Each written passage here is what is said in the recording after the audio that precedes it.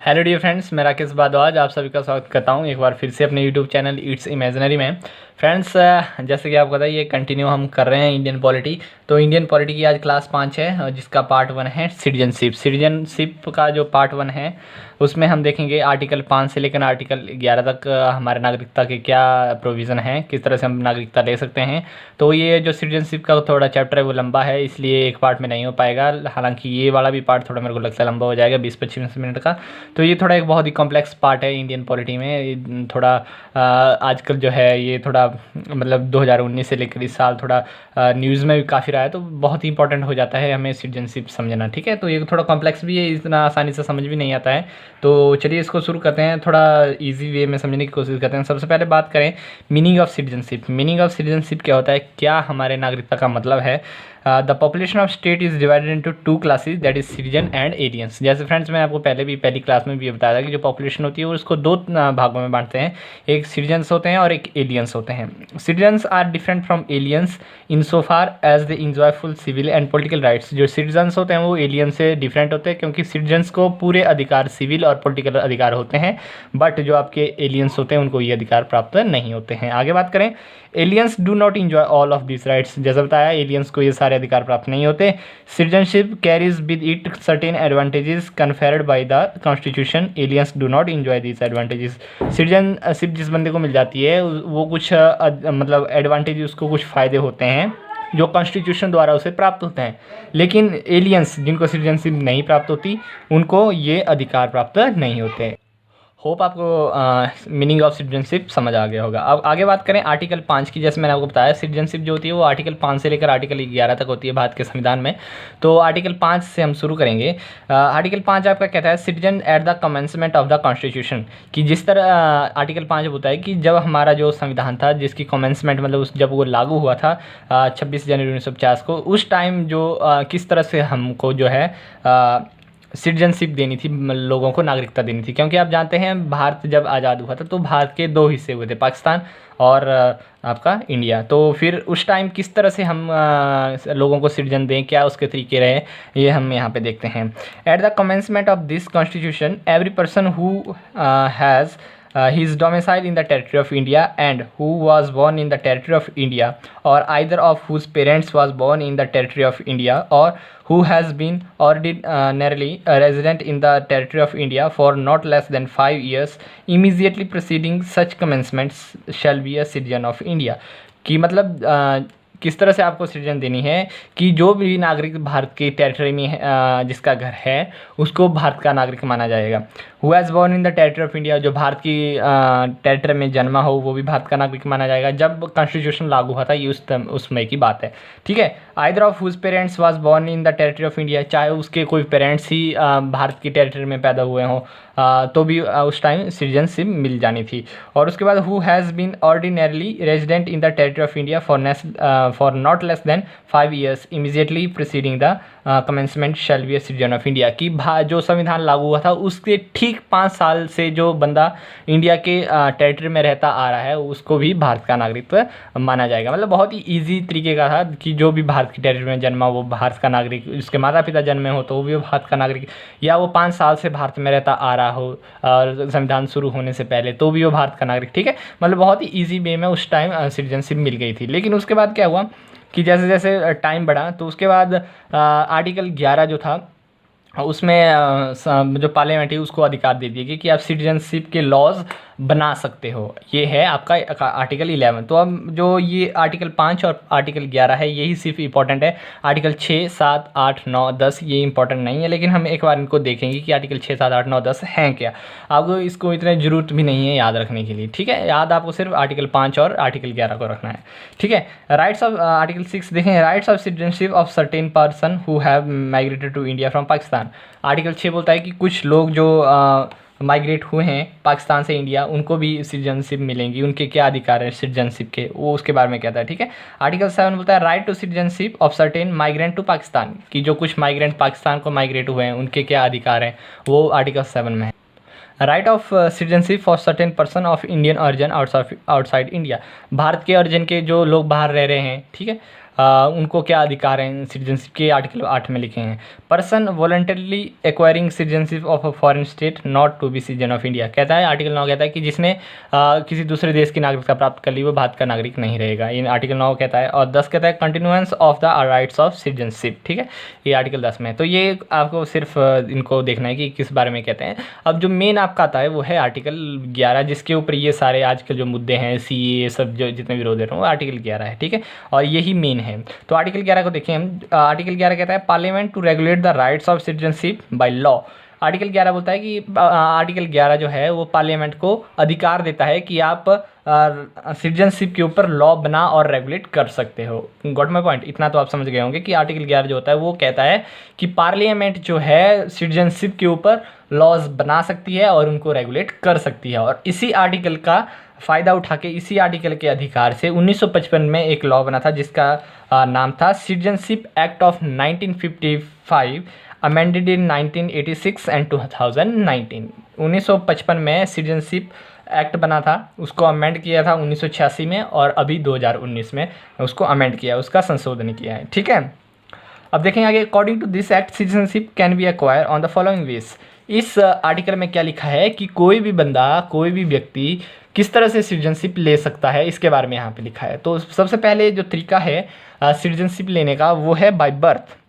जन्म से कोई बंदा अगर भारत में जन्मा हो तो वो सिटीजनशिप भारत का सिटीजन होगा। हम इसको पूरे आगे देखेंगे, समझेंगे ढंग से। दूसरा तरीका है बाय डिसेंट, खून के रिश्ते से, वंश के रिश्ते से, ठीक है। बाय रजिस्ट्रेशन करवा के, बाय नेचुरलाइजेशन की कुछ समय से, कुछ सालों से, कुछ महीनों से, मतलब कुछ सालों से 10-12 साल जो पीरियड है वो अगर उस पीरियड से भारत में रहता आ रहा है तो उसको नेचुरलाइजेशन कहते हैं कि भारत में ही रह रहा है, एक प्रकार से नेचुरल हो गया है इंडिया के लिए, ठीक है। बाय इनकॉर्पोरेशन ऑफ टेरिटरी, अगर मान लीजिए कल को कोई किसी दूसरे देश का पार्ट अगर इंडिया एक्वायर करती है तो उस देश के जो नागरिक होंगे, ऐसा नहीं होगा कि उन भारत में डबल नागरिकता होगी कि मतलब मान सपोज करो किसी कोई, मैं कंट्री का नाम नहीं लूँगा, जैसे किसी ए कंट्री का बाउंड्री अगर इंडिया एक्वायर करती है तो उस ऐसा नहीं होगा कि उस ए कंट्री के लोगों की सिटीजनशिप अलग होगी, वो भी इंडिया के सिटीजन होंगे और ऑटोमेटिकली उन्हें इंडिया की सिटीजन मिल जाएगी, और जो भी उनके अधिकार होंगे, जो भी आम नागरिक को मिलते हैं वो भी उनको मिलेंगे, ठीक है।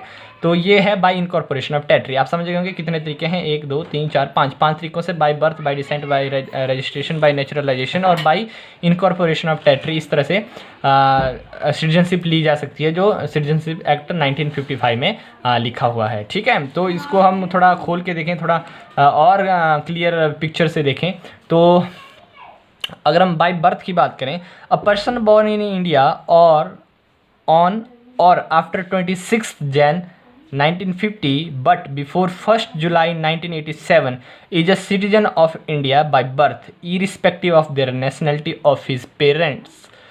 ये क्या कहता है कि जैसे मैंने आपको बताया कि जो आर्टिकल 5 है वो कहता है कि कमेंसमेंट, जिस तरह हमारा संविधान लागू हुआ था उस टाइम कौन जो है भारत का नागरिक होगा, वो था 1950 तक। लेकिन जब 1950 से एक बार संविधान लागू हो गया उसके बाद किस तरह से लोगों को नागरिकता देनी है, ये बाय बर्थ के आधार पर कहता है कि अगर कोई बंदा 26 जनवरी या 26 जनवरी 1950 के बाद जन्मा है और 1 जुलाई 1987 से पहले जन्मा है भारत में, तो वो भारत का नागरिक होगा, भले ही वो किसी देश का हो, पाकिस्तान, बांग्लादेश, अफ़गानिस्तान, उसके पेरेंट्स किसी भी देश के हो, अगर वो भारत की टेरिटरी में उसका जन्म हुआ है 26 जनवरी 1950 से लेकर 1 जुलाई 1987 के बीच, देन वो जो है इंडिया का सिटीजन होगा, नागरिक होगा। नंबर 2 क्या है by birth, a person born in India between 1st July 1987 and 3rd December 2004 is a citizen of India if either of his parents is a citizen of India during his birth time। क्या कहता है कि कोई अगर आदमी 1 जुलाई 1987 और 3 December 2004 के बीच में या इन दोनों दिनों को मिलाकर किसी दिन में जन्मा है तो वो भारत का नागरिक होगा, यदि उसका कोई एक पेरेंट्स जो है भारत का नागरिक होना चाहिए जिस टाइम उसका जन्म हुआ था, जिस टाइम वो बंदा जन्मा है, जिस टाइम वो व्यक्ति जन्मा है उस टाइम उसका कोई या तो माता या तो पिता भारत का नागरिक होना चाहिए, तभी उसको सिटीजनशिप मिलेगी। लेकिन जो 1987 और 1950 के बीच जन्मे हैं उनमें ऐसा नहीं है, चाहे पेरेंट्स किसी भी नेशन के हो, चाहे भारत के नागरिक हो चाहे ना, उनको सिटीजनशिप थी। लेकिन इसके बाद 1987 और 2004 के बीच के लोगों के लिए पेरेंट्स के किसी एक का इंडिया का सिटीजन होना अनिवार्य कर दिया गया था। ठीक है, फिर थर्ड कंडीशन क्या है, जो 2004 के बाद भारत में जन्मे हैं उनका क्या, उनके लिए क्या कंडीशन है, मतलब जो आजकल जन्म रहे हैं। ठीक है, a person born in India after 3 December 2004 is considered to be citizen of India if both of his parents were the citizen of India at the time of his birth, or one of the parents is citizen of India and the other is not an illegal migrant at the time of his birth। क्या कहता है कि 2004 के बाद जन्मेंगे, 3 December 2004 के बाद जिनका जन्म होगा, उनके दोनों पेरेंट्स या तो भारत के नागरिक होने चाहिए या दोनों में से कोई एक नागरिक जो है भारत का, दोनों पेरेंट्स में से कोई एक जो है भारत का नागरिक होना चाहिए, और जो दूसरा है वो इलीगल माइग्रेंट नहीं होना चाहिए। मतलब वो कोई ऐसा नहीं होना चाहिए कि हाँ, मान लीजिए एक पर्सन है, कोई एक व्यक्ति है, उसने एक लड़की से शादी कर ली जो मतलब किसी ऐसे देश से इलीगली माइग्रेंट हुई है, जैसे उसके पास वीज़ा नहीं था, ठीक है, या वीज़ा था वो एक्सपायर हो गया, वो इलीगली इंडिया में रह रही है, तो ये वो इलीगल माइग्रेंट होते हैं। वो अगर किसी लड़की से शादी कर लेता है, ठीक है, तो पर लड़की जो है वो इलीगल माइग्रेंट है, ठीक है, और मान लीजिए इनका कोई एक बेटा हो जाता है, ठीक है, तो वो बेटा भारत का नागरिक नहीं होगा क्योंकि उसकी माता जो है वो इलीगली इंडिया में एंटर करी है। ठीक है, या तो वो लीगली होनी चाहिए या दोनों ही भारत के नागरिक होने चाहिए। ठीक है, समझ आ गया। दूसरा तरीका देखें, वो है बाय डिसेंट। बाय डिसेंट का मतलब वंश के आधार पर, कि वंश की परंपरा आती जा रही है, माता पिता भारत के सिटीजन हैं, फिर यहीं पे रहते खाते पीते हैं और यहीं पे बच्चा उनका जन्म लेता है और फिर वो ऑटोमेटिक भारत का नागरिक बन जाता है। तो उसके क्या प्रोविज़न है, किस तरह से ऑटोमेटिक ही वो भारत का खून के आधार पर किस तरह से वो वंश होगा, मतलब नागरिक होगा भारत का, वो देखते हैं। अ person born on or after 26 Jan 1950 outside India is a citizen of India if his her either of parents is a citizen of India at the time of his birth। कोई भी व्यक्ति जो 26 जनवरी या 26 जनवरी 1950 के 1950 के बाद भारत के बाहर पैदा हुआ है, वो भारत का नागरिक होगा यदि कोई एक पेरेंट्स, कोई माता या पिता उसके जो पेरेंट्स है वो भारत के नागरिक होने चाहिए। ठीक है, जब उसकी बर्थ हुई थी उस time.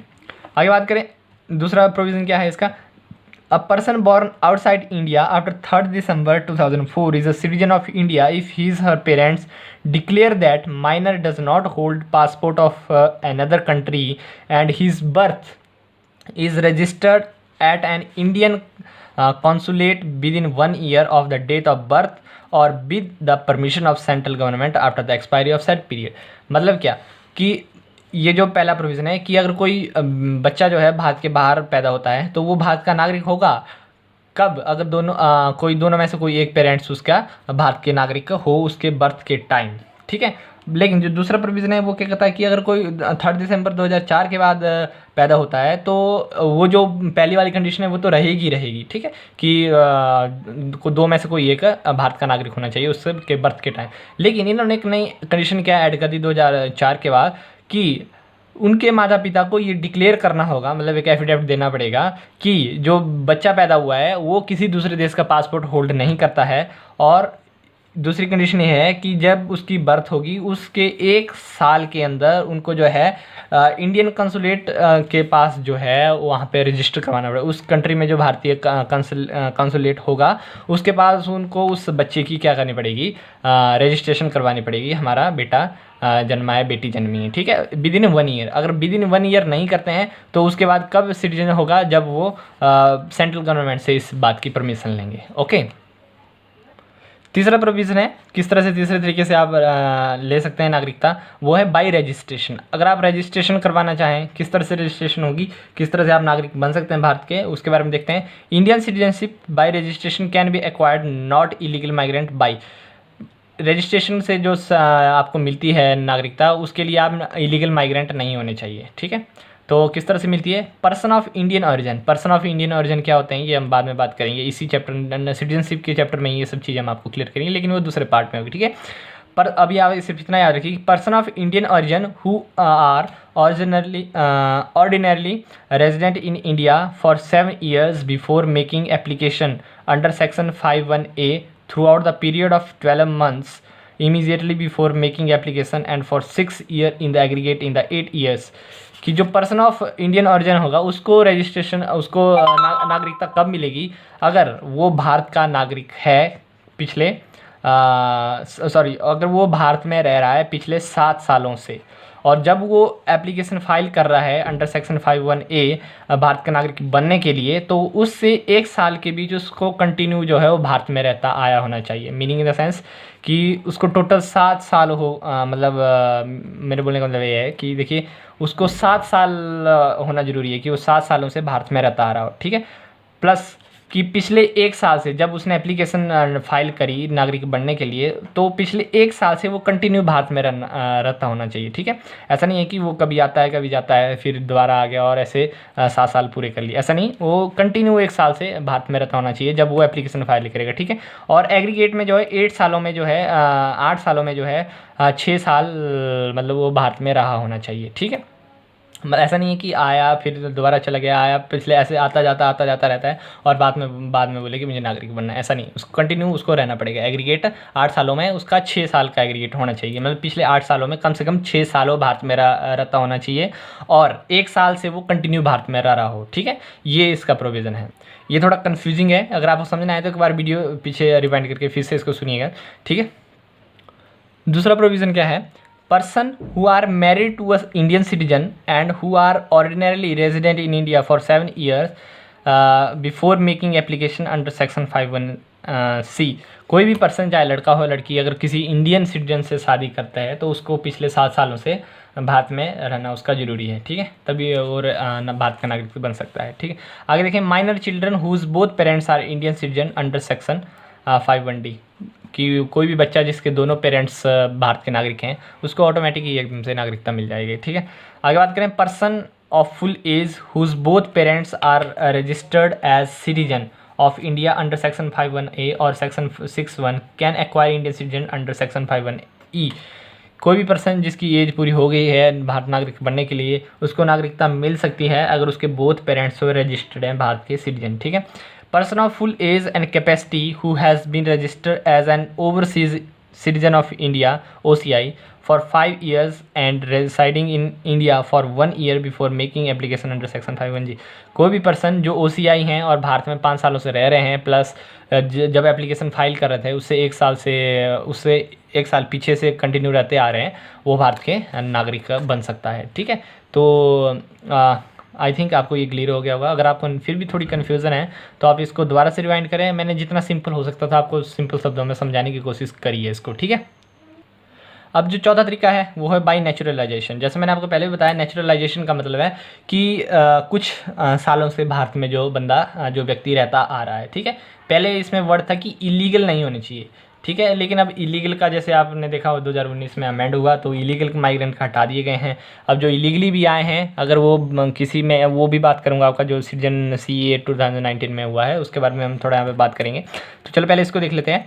A foreigner can acquire Indian citizen who is ordinarily resident in India for 12 years throughout the period of 12 months immediately preceding the date of application and for 11 years in the aggregate in 14 years preceding the 12 months and other applicable qualification as specified in the third schedule of the act। वही simple कि naturalisation से आपको किस तरह से नागरिकता मिलेगी। कोई भी पर्सन जो 12 सालों से भारत में रहता आ रहा है और एप्लीकेशन फाइल करने से पहले कंटिन्यू 1 साल से वो भारत में रहता हो और साथ में 14 सालों में टोटल उसका एग्रीगेट जो है 11 सालों का हो। ऐसा नहीं कि 14 सालों में सिर्फ अगर हम मिलाने लगें तो 5-6 साल ही भारत में रहा है बाकी बाहर ही रहा है, ऐसा नहीं। एग्रीगेट 11 साल का होना चाहिए कि 11 साल में वो रहा हो, 14 सालों में 11 साल कम से कम रहा हो, 3 साल चाहे बाहर भी रहा हो, वो चल पड़ेगा, ठीक है। तो वो भारत का नागरिक बन सकता है, कितना 12 साल लगेंगे, ठीक है। लेकिन ये अब अमेंड हुआ है, हम इसको देखेंगे क्या अमेंडमेंट इसमें हुई है। तो अगर हम देखें न्यू प्रोविज़न क्या है, सिटीजन अमेंडमेंट एक्ट 2019 क्या है। The act adds 2 additional provision. जो सिटीजन अमेंडमेंट एक्ट है उसमें 2 एडिशनल प्रोविज़न ऐड हुए हैं, ठीक है। वो कौन कौन से हैं? टू इलीगल माइग्रेंट्स, जो इलीगल माइग्रेंट थे उनके लिए 2 प्रोविज़न, मतलब ये जो 12 साल वाला ये तो रहेगा ही रहेगा कि 12 साल होने चाहिए, लेकिन कुछ जो इलीगल माइग्रेंट्स है, कुछ धर्म के लोग, कुछ देशों के लोग, उनको छोड़कर अगर कोई दूसरा बंदा नेचुरलाइजेशन से लेना चाहे तो उसको 12 साल लगाने पड़ेंगे। लेकिन जो यहाँ पे कुछ धर्म और कुछ देश हमने मेंशन करे हैं उनके लिए ये ज़रूरी नहीं है, अभी ये घट चुका है पीरियड, ठीक है। तो वो क्या है वो देखेंगे। एडिशनल प्रोविज़न क्या है सिटीजनशिप के, वो हैं additional provision on citizenship to illegal migrant belonging to the Hindu, Sikh, Jain, Parsi, Christian, Buddhist religion from Pak, Afghanistan and Bangladesh. जो लोग मतलब आपके हिंदू, सिख, जैन, पारसी, क्रिश्चियन और बुद्धिस्ट धर्म से ताल्लुक़ रखते हैं और साथ साथ में पाकिस्तान, अफगानिस्तान और बांग्लादेश से ताल्लुक़ रखते हैं, वो लोग जो हैं अब भारत के मतलब सिटीजन होंगे। किस आधार पर होंगे, क्या उनके लिए शर्तें हैं, वो है the period of naturalisation for these communities 5 year. Simple, हमने पहले बात करी कि 12 साल होनी चाहिए अगर हमने नेचुरलाइजेशन से आपने सिटीजनशिप लेनी है। लेकिन जो हमने हिंदू, सिख, ईसाई, जैन, मुस्लिम को छोड़ के, ठीक है, अगर हिंदू, सिख, ईसाई, ठीक है, और आपके जैन, पारसी, इन धर्मों के 6 ये टोटल धर्म है और 3 कुल देश है, अगर इन लोगों की बात करें तो इनके लिए नेचुरलाइजेशन 12 से 5 साल कर दी है। अगर ये 5 साल भारत में रह रहे हैं 5 सालों से तो इनको सिटीजनशिप दे दी जाएगी। और साथ साथ में क्या प्रोविज़न है, the act says that on acquiring citizenship such persons shall be deemed to citizens of India from the date of their entry into India and all legal proceedings against them in respect of their illegal migration or citizenship will be closed। क्या हो रहा है कि जब से अगर इन लोगों को जब सिटीजनशिप मिल जाएगी तो उनको तब से सिटीजनशिप मिलेगी जब से वो इंडिया में एंटर हुए हैं, ठीक है। मान लीजिए सिटीजनशिप उनको 2020 में मिल रही है लेकिन एंटर वो 2010 में हुए हैं, तो वो 2010 से भारत के नागरिक माने जाएंगे और जो भी कानूनी कार्रवाई उनके खिलाफ है इलीगल एंट्री के खिलाफ, वो सारी स्टॉप कर दी जाएगी और उनको सारे अधिकार दे दिए जाएंगे जो अधिकार बाकी नागरिकों को भारत के उपलब्ध हैं, ठीक है। तो ये मोटा मोटा मैंने आपको बताया, आप ज़्यादा डिटेल में भी सिटीजनशिप अमेंडमेंट एक्ट को पढ़ सकते हैं। लेकिन जो हमारे नेचुरलाइजेशन से मतलब मेल खाता था, मैंने वही बातें यहाँ पे लिखी, ज़्यादा लंबी वीडियो करने का कोई फ़ायदा नहीं था, ठीक है। जो पांचवा और लास्ट है वो है बाय इनकॉर्पोरेशन ऑफ टेरिटरी। क्या है, if any new territory becomes a part of India after popular verdict the government of India shall specify the person of the territory to be the citizen of India. कि एक बहुत ही महत्वपूर्ण फैसले, बहुत ही popular verdict के बाद फैसला होता है कि ये टेरिटरी जो है किसी दूसरे देश की टेरिटरी जो है भारत की टेरिटरी है, तो जो उस टेरिटरी के जो लोग होंगे वो भारत के सिटीजन होंगे और उनको सारे अधिकार प्राप्त होंगे जो अदर भारत के लोगों को प्राप्त हैं, ठीक है। तो फ्रेंड्स ये था सिटीजनशिप के जो 5 से 11 आर्टिकल और ये कुछ बातें सिटीजनशिप के बारे में थी जो आपको जानना बहुत ही ज़रूरी है क्योंकि ये बहुत ही बर्निंग इशू अभी रहा है फ़िलहाल में सिटीजन अमेंडमेंट एक्ट के तहत। तो फ्रेंड्स आज की वीडियो में बस इतना ही। नेक्स्ट वीडियो पार्ट 2 जो होगा वो लास्ट पार्ट सिटीजनशिप चैप्टर का होगा और उस चैप्टर में हम देखेंगे कि किस तरह से सिटीजनशिप टर्मिनेट हो सकती है, किस तरह से भारत की नागरिकता को छोड़ा जा सकता है और किस तरह से भारत का नागरिकता कैंसिल की जा सकती है। ये इसके बारे में थोड़ा पढ़ेंगे, OCI क्या होता है, NRI क्या होता है, इन चीज़ों के बारे में थोड़ा और भी कुछ टॉपिक्स होंगे, वो भी ऐसी 20-25 मिनट की लंबी वीडियो होगी। तो फ्रेंड्स अगर आपको ये वीडियो अच्छी लगे तो चैनल को सब्सक्राइब जरूर करिए और वीडियो को लाइक करिए, फ्रेंड्स के साथ शेयर करिए। कुछ आपको मैं हमेशा कहता हूँ कि गलती अगर वीडियो में लगती है तो वो भी मुझे कमेंट करके ज़रूर बताइए, मैं हमेशा स्वागत आपके उन चीज़ों का करूँगा, ठीक है। तो मिलते हैं आपके साथ नेक्स्ट वीडियो में, तब तक के लिए goodbye, thank you for watching.